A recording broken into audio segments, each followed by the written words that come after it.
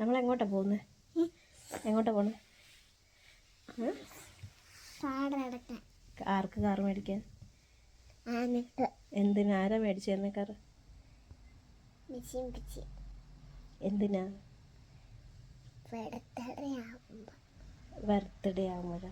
അപ്പം ഞങ്ങൾ പോയിട്ട് വരാം ഗൈസ് എന്ന് പറ.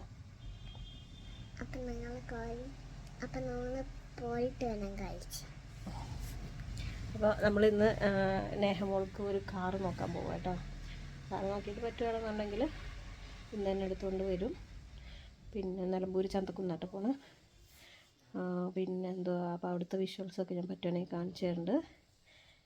ഞാനും ഇക്കെ അവളും കൂടിയാണ് പോണത് അല്ലേ? അപ്പോൾ കാറ് പോയി. അവളുടെ ബർത്ത്ഡേ വരുന്നത് 22-ാം തീയതി കേട്ടോ, ഒക്ടോബർ 22. പക്ഷെ നമ്മൾ പൈസ ഉള്ള സമയത്ത് പോയി മേടിച്ചുകൊണ്ട് വരാമെന്ന് വിചാരിച്ചിട്ട് പോവുകയാണ്. അപ്പോൾ പോയിട്ട് വരാം അല്ലേ?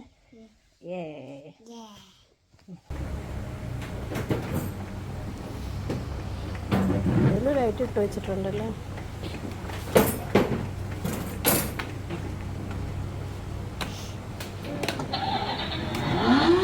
ഇതിൻ്റെ സൈസ് നോക്കിക്ക. ഇത് വലിയതല്ലേ, പൊങ്ങൂല്ലേ?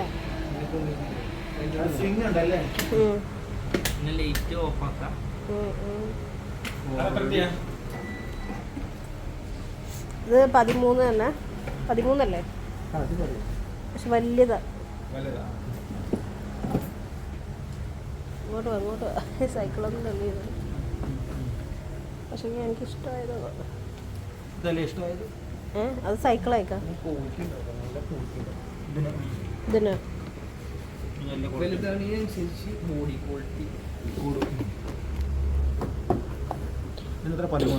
അകത്ത് സ്പേസ് ഒക്കെ നല്ലതുണ്ടല്ലേ കാലിന്.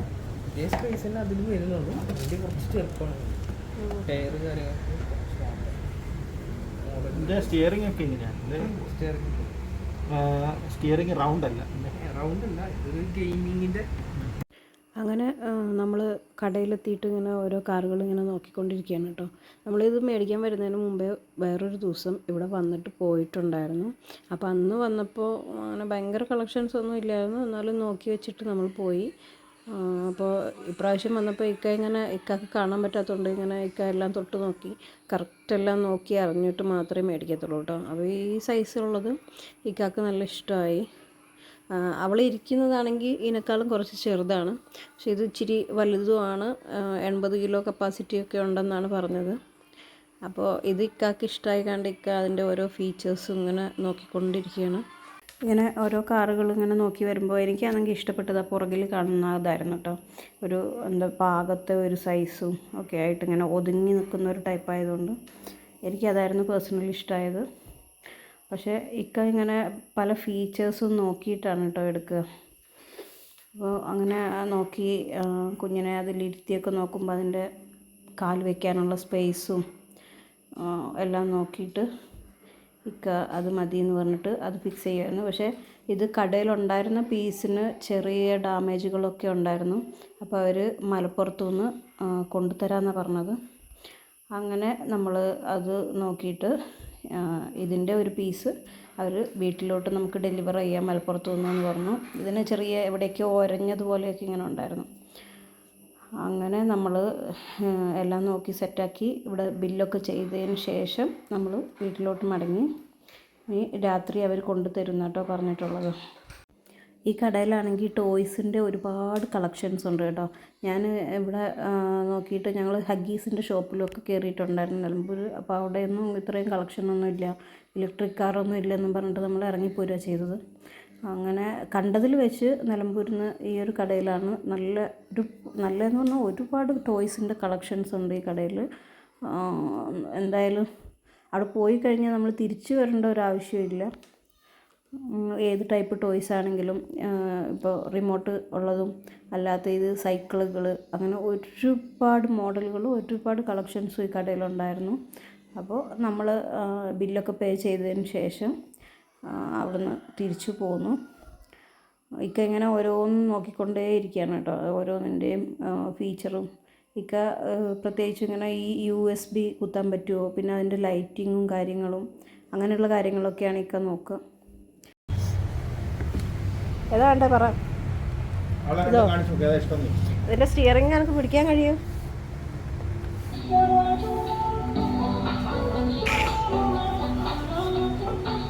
ഓക്കെ അപ്പോഴേക്കും നാണമായി. സ്റ്റിയറിംഗ് ഒന്ന് പിടിച്ചാൽ പിന്നെ എൻ്റെ സ്റ്റിയറിംഗ് പിടിക്കേ. സ്റ്റിയറിംഗ് പിടിക്കേ, തിരിച്ചേ വന്നു, തിരിച്ച് ഓടിക്കുമ്പോൾ സ്മൂത്ത് ആയിരിക്കും. ഇതിൻ്റെയും ആക്സിലറേറ്റർ വരുന്നുണ്ടല്ലേ? ആ ഇതിന് റിമോട്ട് ഉണ്ടല്ലേ? അല്ല, നമ്മൾ കൺട്രോൾ ചെയ്യുന്നതിനേക്കാൾ അവരൊറ്റക്ക് ഓടിക്കുന്നതല്ലേ നല്ലേ?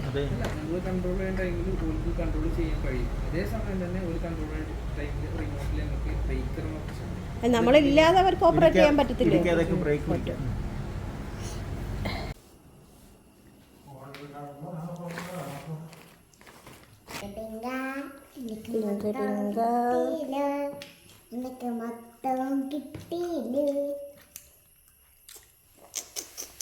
എന്താ എനിക്ക് മൊത്തം കിട്ടിയേ? ഈ സാധനം പറഞ്ഞേ, അതാണ് മൊത്തം കിട്ടി പറഞ്ഞത്. ഇത് മൊത്തം നീ തിന്നോ? എന്നാ പിന്നെ നീ തിന്ന്.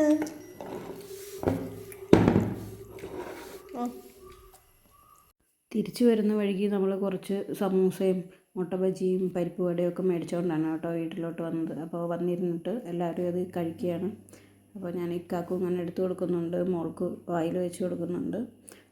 അവൾ കുറച്ച് ദിവസമായിട്ട് ഇങ്ങനെ മുട്ട ബജി ചോദിക്കുന്നുണ്ടായിരുന്നു. അപ്പോൾ കണ്ടപ്പോൾ മേടിച്ചുകൊണ്ട് വന്നതാണ് കേട്ടോ. അങ്ങനെ ഞങ്ങൾ വീട്ടിലെത്തി, ഇതൊക്കെ കഴിച്ചു. ഇതെല്ലാം കഴിഞ്ഞിട്ട് രാത്രി ഒരു 8:30, 8:45 ആയി കേട്ടോ. അവർ വണ്ടി നമുക്ക് ഡെലിവർ ചെയ്യുന്ന സമയം.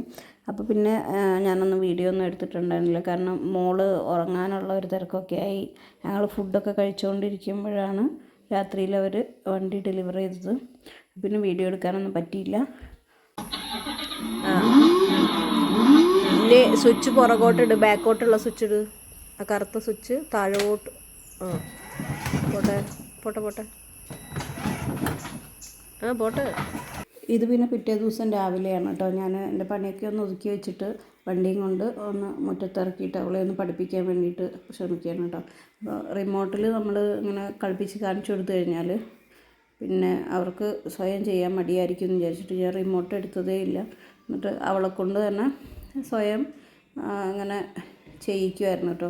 അവൾക്കന്ന് ഞാൻ കാർ ഓടിക്കുന്നത് കാണുമ്പോൾ ഭയങ്കര ഇഷ്ടമായിരുന്നു. എപ്പോഴും ഇങ്ങനെ എൻ്റെ മടിയിൽ കയറിയിരുന്നിട്ട് സ്റ്റിയറിംഗ് തിരിക്കാനും ഇതിനൊക്കെ നോക്കലൊക്കെ ഉണ്ട്.